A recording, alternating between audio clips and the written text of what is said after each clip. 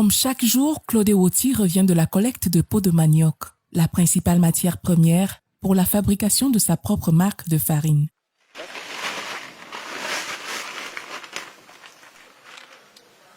C'est comme ça que le procédé commence. Nettoyer la membrane fine. Elle n'est pas utile. C'est la peau blanche et la peau rouge qui sont utiles.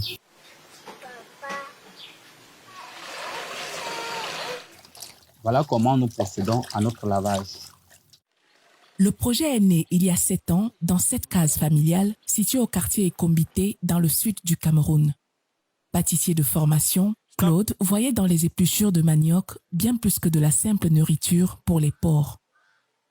Ce jour-là, c'est un dimanche, je vais dans un quartier de la ville où je vais rencontrer une dame qui, comme si c'était une providence, je trouve qu'elle est en train d'éplucher de manioc. Je lui dis, madame, j'ai besoin des peaux de manioc.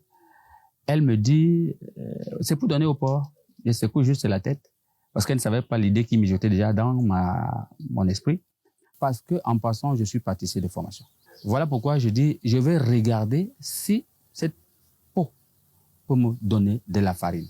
Après le nettoyage des peaux de manioc, suit l'étape de la fermentation. C'est cette pause justement qui me permet de détruire la toxine et les éléments nocifs dans la peau de manioc. Parce que la peau de manioc a un poison à l'intérieur. Il faut détruire. Et lorsqu'on a détruit cette toxine, ça permet qu'on ait une farine saine. Après combien de temps? Après 1 mois. C'est-à-dire après 1 mois séquentiel, c'est-à-dire 15 jours et 15 jours. Ici, je vous présente les peaux de manioc à la couleur blanche. Déjà nettoyées, lavées, traitées et séchées. Prêtes à être écrasées. Selon le jeune entrepreneur, la farine moulue à base de peau de manioc a des apports nutritifs plus importants que ceux de la farine de blé.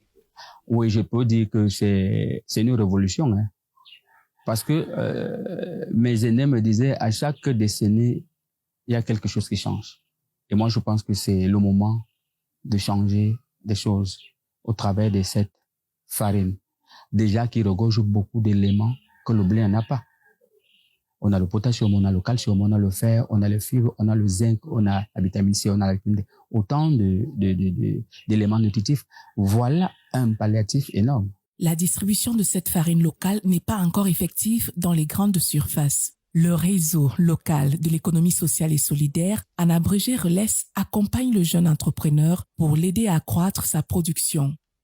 Blanche Bikoum est la chef du pôle RELES et Bolova. Cette interface entre les producteurs et les consommateurs, entre les producteurs et les entrepreneurs, nous pensons que c'est une innovation qui devrait faire en sorte que la population du Sud s'en sorte. Pourquoi? Parce que nous cultivons beaucoup le manioc au Sud. Et une idée comme celle-là devrait prendre de l'ampleur très rapidement. Et alors, nous, dans le RELES, nous sommes sur le terrain pour sensibiliser les populations, notamment rurales, parce que ce sont elles qui produisent. Et avec son projet, on peut tout de suite structurer une chaîne de valeur à partir de ceux qui produisent les engrais bio, ceux qui cultivent le manioc, ceux qui peuvent collecter les peaux. Alors que le Cameroun traverse une crise de pénurie de farine de blé, Claude Ewoti, grâce à sa farine ENEC, se voit comme une alternative locale afin qu'il ne manque jamais de pain sur les tables.